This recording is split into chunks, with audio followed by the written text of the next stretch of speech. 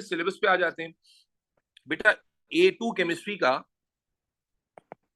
जो हिसाब किताब है वो कुछ इस तरह का है कि the paper pattern is same for both for chemistry, biology and physics. And what is that? आप A2 में अपेयर होंगे only in 2 components. पेपर 4 आप पेपर 1 2 3 AS में दे देते हैं, ठीक है जी। पेपर 1, पेपर 2 और पेपर 3 आप AS में देकर आए। Paper 1 was MCQ, paper 2 was theory, paper 3 was practical. अब आप अपेयर होंगे पेपर 4 और पेपर 5 में। पेपर 4 आपका थ्योरी पेपर है and it is going to be the longest theory paper you have ever attempted. क्यों? क्योंकि ये पेपर 100 मार्क्स का पेपर है, 100 मार्क्स का पेपर है और आपने 2 आवर्स में सॉल्व करना होता है। The only challenge with my student or any student who is good, ठीक है, the only challenge with any student in A2, मेरे बच्चे, ठीक है फसिया, अगर आपने कॉम्पोजिट भी देना है कोई मसला नहीं है, आप सारे एक साथ दे दोगे, ठीक है। तो 2 घंटे के अंदर पेपर को पूरा करना इज द बिगेस्ट चैलेंज, ठीक है। 100 मार्क का पेपर आपने अब तक अटेम्प्ट ही नहीं किया है, ना ओ लेवल्स में ना एएस में, तो इसलिए आपको उस पेपर की लेंथ का सही अंदाजा ही नहीं होता और इस वजह से मैक्सिमम स्टूडेंट्स पेपर कंप्लीट करने में ही प्रॉब्लम करते हैं। अब यानी बहुत सारे स्टूडेंट्स ऐसे हैं जो 100 में से 70-75 मार्क तक ही पहुंच पाते हैं पेपर अटेम्प्ट करके, and that is why the threshold is shocking. आपको केमिस्ट्री के पेपर्स में थ्रेशोल्ड नजर आएंगे पेपर 4 में, वो 100 में से 57 पे ए आ रहा है, 61 62 पे ए आ रहा है, बहुत तीर मार लिया, बहुत हाई थ्रेशोल्ड चला गया, 75 77 पे ए आ रहा है। तो जब बच्चा ये सुनता है तो बच्चा कहता है कि अरे 20-30 मार्क्स का हमारे पास विंडो होता है, तो ये कौन बच्चे हैं जो इतने मार्क्स कटवा लेते हैं? भाई आप ही, क्योंकि बहुत सारे क्वेश्चंस आप, एक तो टाइम मैनेजमेंट नहीं हो पाती, A2 का बड़ा गेम है कि आपकी टाइम मैनेजमेंट बहुत अच्छी हो। सेकेंडली, टाइम मैनेजमेंट के साथ साथ आपको हर सवाल आना चाहिए, because if you start thinking in every question कि यार ये कैसे होगा, एंड आपकी प्रैक्टिस कमजोर थी, तो फिर एक तो क्वेश्चन बड़ा है, फिर आप सोचने में टाइम लगा रहे हो ज्यादा, तो अगेन आपका वो टाइम कॉम्प्रोमाइज करेगा कहीं पर। और याद रखिए A2 का पेपर डिजाइन ही ऐसे होता है कि अगर आपको सारा पेपर आता होगा तो आप you will be able to attempt the paper in 1 hour 50 minutes। ये टाइम है एग्जामिनर टाइम। जब पेपर एग्जामिनर बनाता है तो 1 hour 50 मिनट में अटेम्प्ट करता है, दो घंटे का जो पेपर है, तो 10 मिनट का ही आपके पास टाइम। अगर वो 10 मिनट्स आपने अपनी जो है ना किसी भी एक्टिविटी में जाया कर दिए, एक्स्ट्रा थिंकिंग में जाया कर दिए, मिस्टेक यानी रॉन्ग वर्किंग में जाया कर दिए, तो बस वो टाइम पे आप स्ट्रगल करेंगे। And the biggest challenge in A2 is कि कंप्लीट ही नहीं हो पा रहा पेपर, ठीक है जी। तो केमिस्ट्री के अंदर ये चैलेंज बहरहाल सिग्निफिकेंटली इंपॉर्टेंट है, but this is the biggest challenge in biology. Biology भी आप बहुत सारे बच्चे मुझसे ही पढ़ते हैं, ऑल्दो के भी बायोलॉजी की क्लासेस हमने स्टार्ट नहीं किए, तो बायोलॉजी में this is the biggest problem कि पेपर ही पूरा नहीं हो रहा, क्योंकि बायोलॉजी में पहली थ्योरी इतनी ज्यादा लिखनी है और वो भी सेम पेपर 4 100 मार्क का थ्योरी पेपर है, 2 ही घंटे में करना। देन एक और बात जो समझने की इंपॉर्टेंट है कि this is the paper which is syllabus oriented. आप जो पूरे साल सिलेबस पढ़ते हैं ना, आप जो पूरे साल सिलेबस पढ़ते हैं, that syllabus is asked in paper 4 only. Paper 5, which is a second paper, is not the paper related to syllabus. Rather, it is the paper of planning. It is the paper which checks your planning and analytical skills. Planning and analytical skills. So this paper tests your planning and analytical skills depending on situations, depending on experiments. तो ये जो paper है हमारा paper 5, ये paper 5 syllabus से extract नहीं होता, बल्कि सिलेबस के इनडायरेक्ट इनसाइट्स आपको यहाँ हेल्प करती हैं। This paper is not going to come out of syllabus. ये बिल्कुल एक अननोन पेपर होता है, अनसीन पेपर होता है। Although chemistry के अंदर this paper is not very difficult, it's not easy, but it's not that difficult, ठीक है। तो इसलिए याद रखें, पूरे साल जब हमारी तैयारी होती है वो किसकी हो रही होती है? थ्योरी के पेपर। पूरे साल जो प्रेपरेशन है वो 100 मार्क के पेपर की हो रही है, क्योंकि ये 100 मार्क का जो पेपर है ये आपके एग्जाम में सबसे ज्यादा वेटेज भी कंट्रीब्यूट करता है। आप समझे A2 का जो ग्रेड है, A2 के ग्रेड में सिर्फ जो A2 का ग्रेड बनेगा आपका, उसमें this paper contributes only 23% and remaining is contributed by your paper 5, sorry paper 4। और जब आपका ए लेवल्स का ओवरऑल ग्रेड बनेगा तब भी पेपर 4 की जो वेटेज है वो 40% के अराउंड रहती है। तो इसलिए याद रखें, स्मार्ट स्टूडेंट क्या करता है, वो मेक श्योर करता है कि पेपर 4 वो 100 आउट ऑफ 100 अटेम्प्ट करके आए। अगर उसमें उसकी मिस्टेक्स होती हैं 8, 10, 12 नंबर की, तो वो गारंटीड ए है। ठीक है जी। पेपर 5 के अंदर जब बच्चा जाता है तो चूंकि एक अनसीन पेपर होता है, तो दिस इज वेरी कॉमन कि पेपर 5 जब आप अटेम्प्ट कर रहे होते हैं तो ये 30 मार्क का पेपर है, ठीक है ना, ये पेपर 30 मार्क का है, 30 मार्क का पेपर है and you have to attempt this paper in 1 hour. तो इसमें 1 घंटा इज इनफ टाइम, टाइम यहाँ बहुत है। If you recall your as के अंदर 60 मार्क का जो थ्योरी का पेपर होता था वो आपको करना होता था, तो आपको यहाँ 30 मार्क के लिए एक घंटा मिल रहा है, तो टाइम यहाँ इनफ होता है। ये टाइम क्यों इनफ इतना ज्यादा दिया जाता है 30 मार्क के लिए, ताकि प्लानिंग करने के लिए आपको सोचना पड़ेगा, और वो सोचने का जो टाइम है वो आपको यहाँ पर एग्जाम में मिलता है। तो अगर यहाँ पर आप अपना एवरेज स्कोर अच्छा कर लेते हैं, यानी आप बिल्कुल स्ट्रगल नहीं करके आते और पेपर 4 आप गारंटीड बेहतर करके आते हैं, तो you will definitely get an A. तो जो एवरेज थ्रेशोल्ड है वो मैं बताता चलूं, आउट ऑफ 100 यहाँ पर मिनिमम थ्रेशोल्ड 57 से शुरू होकर 78 तक जाता है फॉर एन ए ग्रेड। ठीक है, अलग अलग ईयर्स में अलग अलग थ्रेशोल्ड है। हमने अपने आप को कहां सेट करना है, 78 वाज द हाईएस्ट, तो हमने अपने आप को 90 91 पे सेट करना है। ये पेपर कितना ही मुश्किल हो, आपका एवरेज स्कोर पेपर में 90 ऊपर जाए, 88 90 92 स्कोर आपका बनना चाहिए, ताकि प्रैक्टिकली जब आप फाइनल एग्जाम दे रहे हो कितना भी पैनिक कर जाएं आपका स्कोर इससे नीचे ना उतरे। सेकेंडली, अगर हम पेपर 5 की बात करें तो यहां पर थोड़ी सी स्मार्टनेस चाहिए। यहां जो थ्रेशोल्ड है वो 16 से 23 में रेंज करता है for grade A. For grade A 16 से आउट ऑफ 30 16-17 मार्क पे भी बाज दफा ए मिल जाता है, और मैक्सिमम 23-22 मार्क पर ए मिल जाता है। तो अगर हम अपना एवरेज स्कोर मेक श्योर करें कि कितनी ही गलती क्यों ना हो जाए हम 25 से नीचे नहीं आएंगे, तो we will be able to manage an A in paper 5। और केमिस्ट्री के पेपर 5 में ए आ जाता है, क्योंकि आप अगर थोड़ी बहुत मिस्टेक भी कर रहे होते हैं, अगर लेट से हो गई, लेकिन आपने अपनी बेसिक्स ठीक रखी हैं, जिन चीजों में मार्क्स सॉलिड थे वहां सिली मिस्टेक्स नहीं की हैं, तो आपको ए ग्रेड मिल जाता है पेपर 5 में। इसलिए अब जो मैं बात कह रहा हूं इसके, ये बहुत मैं खुशकिस्मती से कह रहा हूं कि मेरे जितने भी स्टूडेंट्स हैं A2 के अंदर किसी का भी ग्रेड कभी भी खराब नहीं हुआ, या तो मेंटेन रहा है और एक बहुत ही रेयर सिनेरियो बेहतर भी हुआ। क्योंकि ये बिलीव मैं आपको पूरे साल दूंगा और आप इस बिलीव को बिलीव करने लगेंगे कि A2 का सिलेबस ज्यादा स्कोरिंग है। एक ऐसा सिलेबस है जिसमें आपको पता होता है कि आपने ये जवाब लिखा है, आपको फुल मार्क मिलेंगे, कोई मार्क नहीं कटेगा। That is a big big advantage in A2। इसलिए इसी बिलीव से चलेंगे कि what ever the grade you will score in AS, तो आप उसे बेहतर भी कर सकते हैं, नहीं तो मेंटेन कर ही सकते हैं। हाँ, अगर A2 का सिलेबस सही से पढ़ा नहीं, समझा नहीं, कोई टॉपिक छोड़ दिया, तो मेरे भाई फिर एएस का ग्रेड तो खराब होंगे नहीं, overall A grade down, A levels का जो ग्रेड है वो डाउन ग्रेड होगा डेफिनेटली, क्योंकि पेपर 4 इतना बड़ा पेपर है कि अगर आपने पेपर 4 में कोई ब्लंडर कर दिया तो ये पूरे ए लेवल के ग्रेड को नीचे ले जाएगा। ठीक हो गया बेटा? तो इसलिए you have to be extraordinary smart. अच्छा, फिर एक और प्रॉब्लम क्या है? प्रॉब्लम ये है केमिस्ट्री के अंदर, बेटा यहां तक बात समझ आती है? Conclusively you have to appear in 2 papers only, तो ये एक आसानी हो गई, 3 पेपर नहीं देने, 2 ही पेपर देने, and both the papers will now be taken in May. Normally AS में क्या था, एक पेपर आपने मई में दिया था, एक जून में, और प्रैक्टिकल मई में दिया था। बट यहाँ क्या होगा, मई के फर्स्ट 10 डेज में पेपर 4 हो जाएगा और मई के मिड में पेपर 5 हो जाएगा। तो मई के अंदर ही, मिड ऑफ मई या 20th ऑफ मई से पहले पहले आपके ए लेवल्स के एग्जाम्स खत्म हो जाएंगे, 2 ही पेपर देने। तो एक अच्छी बात क्या हो गई कि आप अगर स्मार्टली सोचें तो 2 पेपर देने। दूसरा, उसमें से जो दूसरा पेपर है उसकी तैयारी बिल्कुल ही डिफरेंट तरीके से, उसमें लर्निंग कुछ भी नहीं है, उसमें स्किल सेट है और प्रैक्टिस है। तो इसका मतलब वो हेडेक भी आपकी कम हो गई। तो इसका मतलब क्या हुआ बच्चों, प्राइमरीली रीम, अफीफा, अमल, एवरीबॉडी एल्स, हमें प्राइमरीली फोकस किस पे करना है, पेपर 4 पे। यानी पेपर 4 को इतना स्ट्रॉन्ग करना है कि इसमें कोई भी पेपर आ जाए आपका एवरेज स्कोर बिल्कुल हाईएस्ट रेंज में जाना चाहिए, और ये कॉन्फिडेंस होना चाहिए आपको कि मैं गलती, जो नया सवाल आए उसको चाट जाओ, उसको उसको जो है ना, क्या कहते हैं उसको, ग्रिप करो कमांड की हद तक कि उसमें कोई भी गलती ना हो। ठीक हो गया।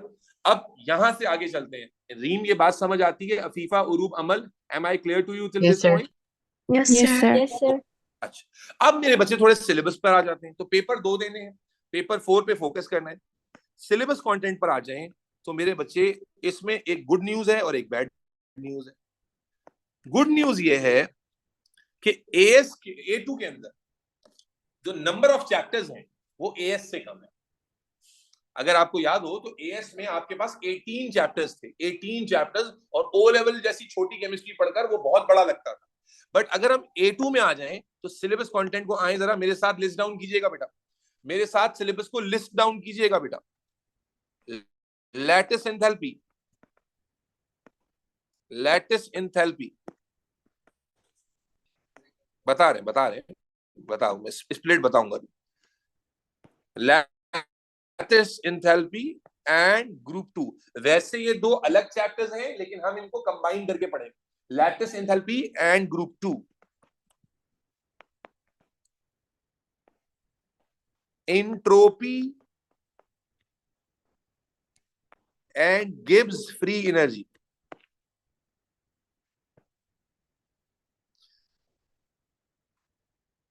यहां पर ज्यादातर टॉपिक वो हैं जो आपने ओ लेवल और एएस में सुने ही नहीं। नॉर्मली क्या था, एएस की केमिस्ट्री में काफी सारे चैप्टर्स ओ लेवल वाले टॉपिक्स के थे। यहां कुछ नए टॉपिक्स आ रहे हैं। चैप्टर 3 देख लेते हैं, आयोनिक इक्विलिब्रिया।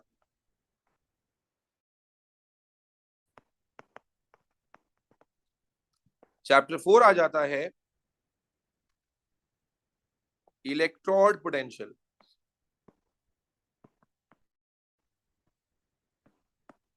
चैप्टर 5 आ जाता है reaction kinetics.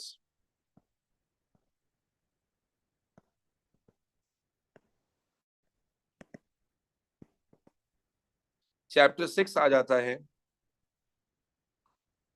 Transition elements.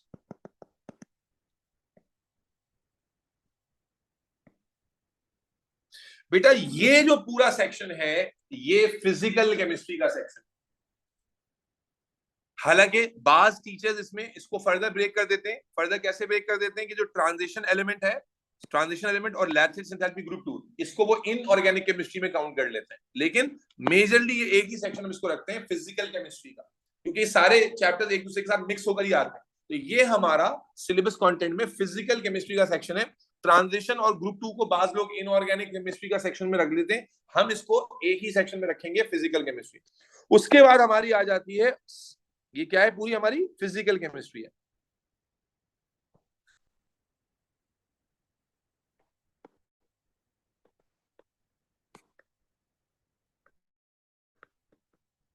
Six chapters की। नोट डाउन कर लिया बेटा? मैं पेज, अच्छा बल्कि मैं कॉपी पेस्ट कर लेता हूं।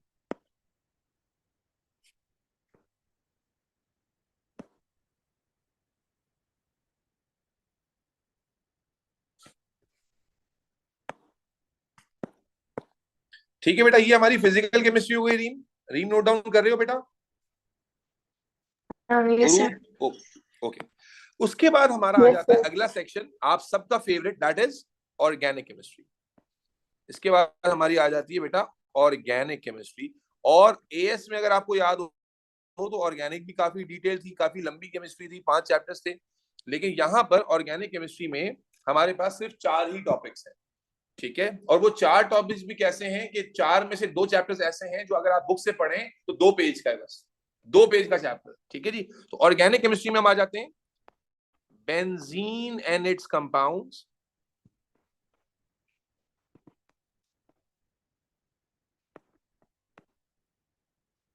then we have carboxylic acids and derivatives, then we have nitrogen.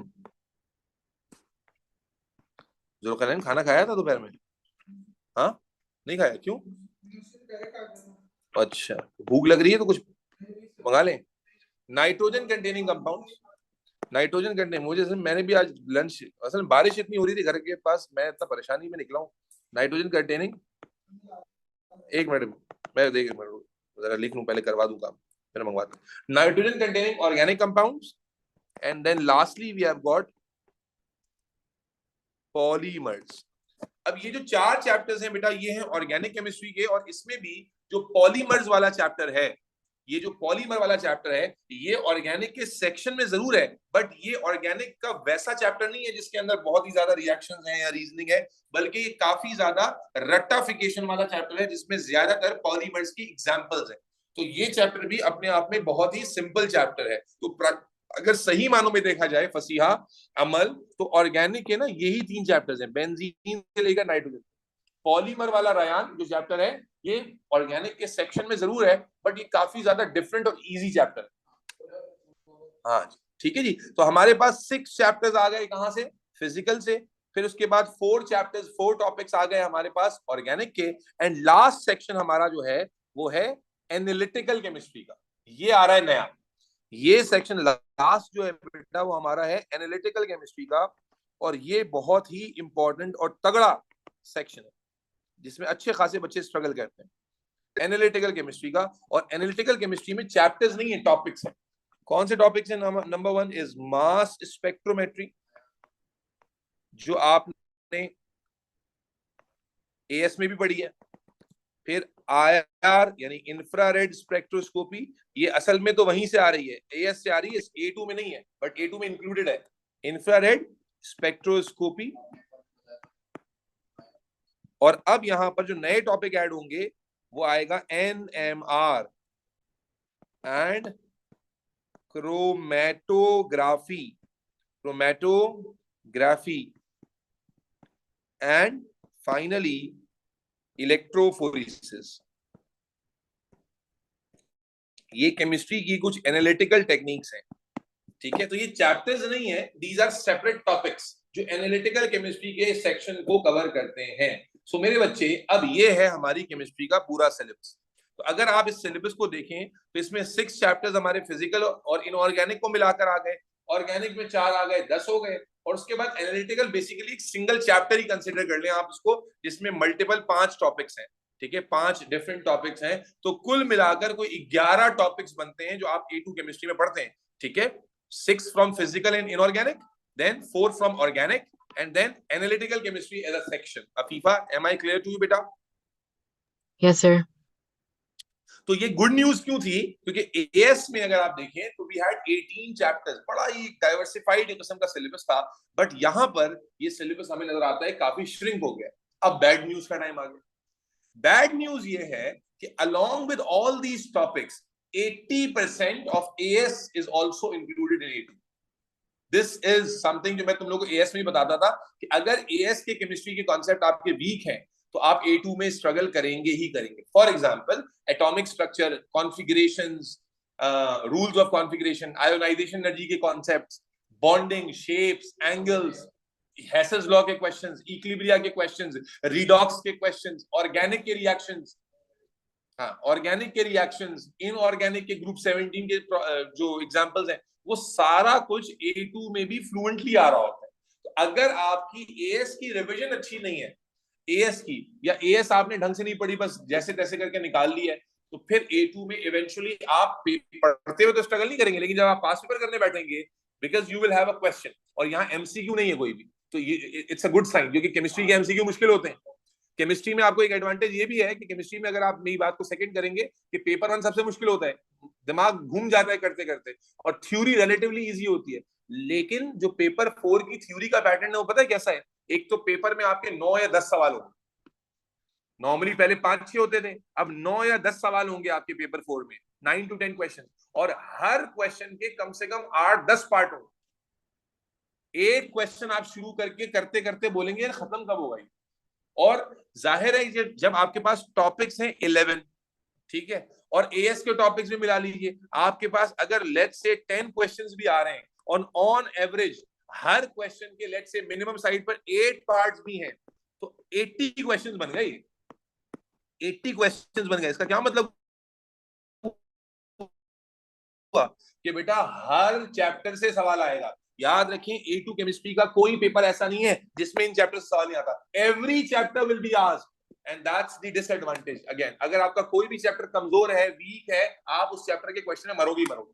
हाँ, ये अलग बात है। For example, out of all these section chapters, अब मैं हाईलाइट कर देता हूँ कि कौन से चैप्टर्स ज्यादा लेंथी है, जिनमें से 22 मार्क के क्वेश्चन आते हैं। तो उसमें चैप्टर नंबर 1 जो सबसे बड़ा है, that is ionic equilibria, then electrode potentials, then transition elements.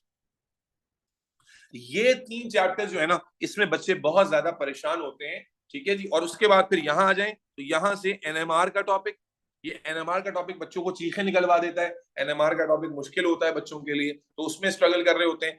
बाकी तो ऑर्गेनिक अगर आप पढ़ रहे हैं ना सही से, अगर आपका कोई भी टीचर है जिससे आप कनेक्ट कर पा रहे हो और वो सही पढ़ा रहा है, तो आपकी ऑर्गेनिक भी बिल्कुल ईजी है। इतनी रिपीटेबिलिटी है। The biggest advantage of theory paper is in chemistry के क्वेश्चंस रिपीट होते हैं। क्वेश्चंस आप जब पास पेपर प्रैक्टिस करने बैठेंगे, आफ्टर अटेम्प्टिंग 4-5 क्वेश्चन, आपको अंदाजा हो जाएगा कि इस चैप्टर से कैसे क्वेश्चन आ रहे हैं। And this is the biggest advantage. जब भी मैंने कहा कि तुम्हें खुद भी ये बिलीफ पैदा होगा कि तुम्हारा एएस, अल्लाह ना करे अगर उसमें कोई कमी भी रह गई है, तो A2 will fulfil that gap. ठीक है जी। तो आपके जो हाइलाइट्स हैं सिलेबस के, जो डिफिकल्ट चैप्टर्स हैं, अब वो डिफिकल्ट से जो एक्चुअली चैलेंजिंग है, वो आयोनिक इक्विलिब्रिया, इलेक्ट्रोड पोटेंशियल और ट्रांजिशन एलिमेंट्स हैं from the first section. Organic overall काफी आसान है, काफी सिंपल है। अगर आपने पढ़ी होगी तो आप कनेक्ट कर पाओगे। और एनालिटिकल केमिस्ट्री में NMR is the only topic which bothers most of the students a lot. बाकी सारी केमिस्ट्री बिल्कुल सिंपल है। एंड अगर एएस का आपके पास बैकग्राउंड अच्छा नहीं है, देन जाहिर है कि एएस के टॉपिक्स में you will struggle. Is that clear? Is that clear everybody? Yes, sir. Yes, sir. चलो, बेहतरीन हो गया। Yes. मेरे बच्चे, अब हम लोग कैसे कवर करेंगे? अच्छा, नॉर्मली क्या होता है, मैंने पिछले साल भी शायद जिक्र किया हो, हमारा सिलेबस हमेशा A2 का पहले खत्म होता है। उसकी रीजन यही है कि मैं भी इस चीज को देख रहा हूँ कि A2 के बच्चे ने क्या करना है, आगे अपने टेस्ट की भी तैयारी करनी, सब कुछ करना है। तो A2 का सिलेबस हमारा, यानी पेपर 4 का जो कंटेंट है, maximum content other than analytical chemistry, हमारा जनवरी तक खत्म हो जाएगा। ठीक है। तो we will move with a good pace, और जनवरी तक खत्म करने के बाद you will be on a practice mood. आप उसको सिर्फ प्रैक्टिस कर रहे होंगे, और फिर हम पेपर 5 पर बात कर रहे होंगे। पेपर 5 की प्रैक्टिस जितनी ज्यादा हो अच्छी बात है। ठीक है। But it's not a paper जो लर्निंग से होता है, तो वो जितना प्रैक्टिस करते करते आप एग्जाम में जाएं, वो उतना इजी लगता है। ठीक है। पेपर 4 हाउएवर जनवरी एंड से पहले पहले एनालिटिकल के कुछ टॉपिक्स अगर रह गए तो रह गए, वरना फिजिकल ऑर्गेनिक हमारी वाइंड अप हो जाएगी इंशाल्लाह ताला। तो that would be a great advantage अगर हम इस टारगेट को पूरा कर पाते हैं। सो ऑन दिस नोट बेटा, let's start this syllabus with the first topic, that is lattice enthalpy and group 2। पहले मैं आपको कराऊंगा लैटिस एंथैल्पी एंड ग्रुप 2, फिर मैं आपको कराऊंगा रिएक्शन काइनेटिक्स, और फिर मैं आपको कराऊंगा entropy and Gibbs free energy. In 3 chapters को करते हुए आपको A2 का नेचर समझना है, A2 केमिस्ट्री के लिहाज से अपना रिदम सेट करना है, A2 केमिस्ट्री के लिहाज से अपना शेड्यूल बनाना है। क्योंकि इन 3 चैप्टर्स के बाद लाइन से ये चैप्टर्स आएंगे, and these chapters are going to be lengthy, and इनकी जो प्रैक्टिस शीट्स हैं वो भी बहुत बड़ी बड़ी। इसलिए ये 3 चैप्टर्स पहले करने का मकसद, ताकि थोड़ा सा कॉन्फिडेंस भी आ जाए कि यार सिलेबस समझ आ रहा है या नहीं आ रहा। दूसरा ये कि ये चैप्टर्स भी, ये नहीं है कि बिल्कुल ही फजूल चैप्टर्स हैं। लैटिस एंथैल्पी एंड ग्रुप 2 से आपको 12 मार्क्स तक के क्वेश्चन मिल जाते हैं। ठीक है। गिब्स फ्री एनर्जी, एंट्रोपी, ये सबसे कम आता है, सबसे छोटा चैप्टर यही है, ये मैक्सिमम आपको 4 to 5 मार्क्स देता है। रिएक्शन काइनेटिक्स से भी आपको 10 to 12 मार्क्स मिल जाते हैं। तो ये जो लैटिस एंथैल्पी एंड ग्रुप 2 का टॉपिक है, ये भी कोई ऐसा फजूल टॉपिक नहीं। अच्छा, एक चीज आखिरी बता दूं, फिर सिलेबस के कंटेंट की तरफ चलते हैं। A2 केमिस्ट्री मोर रीजनिंग है कंपेयर टू जो जैसे AS केमिस्ट्री में क्या था, बहुत ज्यादा न्यूमेरिकल्स से, बहुत ज्यादा कैलकुलेशंस थी। मोल का चैप्टर भी कैलकुलेशन था, फिर जो इलेक्ट्रॉनिक कॉन्फ़िगरेशन वगैरह के क्वेश्चन थे वो भी सॉलिड मार्क के क्वेश्चंस थे। रीजनिंग नहीं थी वहां पर, सिर्फ आयोनाइजेशन में रीजनिंग थी। केमिकल बॉन्डिंग में भी बहुत थोड़ी सी रीजनिंग थी। हेसेस लॉ वाला चैप्टर भी सारा मैथ्स था। इक्विलिब्रिया में भी मैथ्स बहुत ज्यादा थी। ऑर्गेनिक में भी रिएक्शंस बहुत ज्यादा थे। बट A2 केमिस्ट्री में ना बहुत ज्यादा डोमिनेंट नजर आएगा आपको फ्लेवर ऑफ रीजनिंग। ये क्यों हो रहा है? Reason reason reason. और ये रीजन जो है ना, वो शुरू में तो बहुत आसानी से एब्जॉर्ब कर लेंगे आप, लेकिन जैसे जैसे रीजंस बढ़ते जाएंगे, you will start mixing them together. That's the biggest problem. इसीलिए हर एक चीज हम लिखेंगे, और बार बार मैं आपको गला फाड़ फाड़ के रीजन रटवाने की कोशिश करूंगा कि भाई इसका रीजन ये लिखना है, और इसका रीजन, एक वर्ड चेंज हो जाएगा, आंसर चेंज हो जाएगा। तो इसलिए वो चीज पर हमने फोकस करना है। और on this note let's begin our discussion with the first chapter of A2 chemistry, अल्लाह का नाम लेके, that is lattice enthalpy and group 2।